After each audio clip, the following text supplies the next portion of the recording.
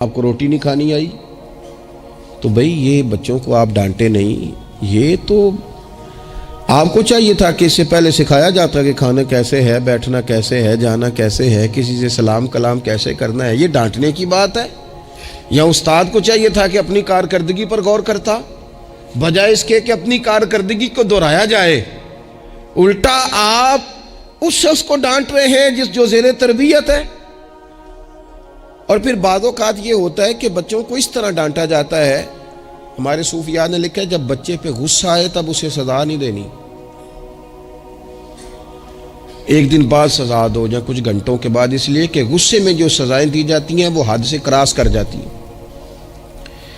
بچوں کو مناسب انداز میں سزا دینا بھی شریعت میں موجود ہے۔ سب سے زیادہ حضور پیار کرتے ہیں امت سے، لیکن نبی پاک صلی اللہ تعالی علیہ وسلم نے فرمایا 7 سال کے بچے کو نماز کا کہو اور 10 سال کا نہ پڑھے تو سزا دو، اسے مناسب حد تک تنبیہ کرو، سزا دے کے بھی پڑھاؤ، کیونکہ عمر ایسی ہوتی ہے آپ کو فصل کو پانی بھی دینا پڑتا ہے اور جڑی بوٹی کو کاٹنا بھی پڑتا ہے۔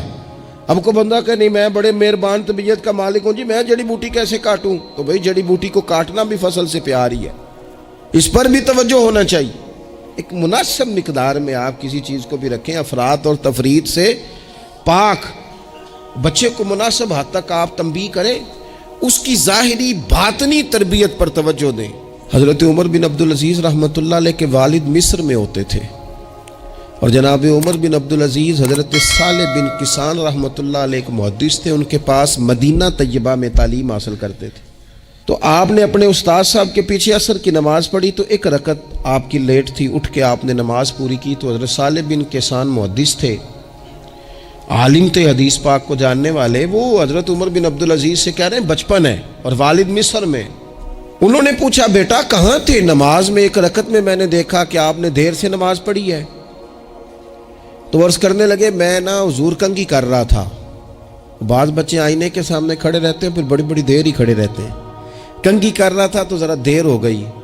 حضرت صالح بن کیسان رحمۃ اللہ علیہ نے ان کے والد کو مصر میں خط لکھا، فرمانے لگے جوانی بھی ہے، موقع بھی ہے، فرصت بھی ہے، اور ابھی بھی آپ کا بیٹا جماعت سے نماز نہیں پڑھتا۔ مصر میں خط گیا، آج جب میں نے پوچھا ہے تو اس نے کہا میں کنگھی کر رہا تھا۔ اتنے معمولی سے کام کے لیے اس نے تکبیر اولیٰ چھوڑ دی۔ اب وہاں مصر میں بیٹھے والد نے یہ نہیں کہا کہ مولوی صاحب آہستہ آہستہ ٹھیک ہو جائے گا، آپ کو کیا ہو گیا ہے، کوئی بات ہے کرنے والی؟ انہوں نے وہاں سے گھوڑے پہ بندہ دوڑایا، بندہ مدینہ طیبہ آیا، اس نے کہا جاتے ہی عمر بن عبدالعزیز کو لے جانا حجام کے پاس اور اس کے سارے بال اتروا دینا، اور اسے کہنا پتر جن بالوں کی وجہ سے نماز رہ جائے ان بالوں کو سر پہ نہیں رہنا چاہیے، تیری جماعت کی رکعت رہ گئی پتر، اتنا بڑا کام، اللہ کے حضور حاضری کا موقع تھا۔ پھر اس کا ریزلٹ کیا نکلا؟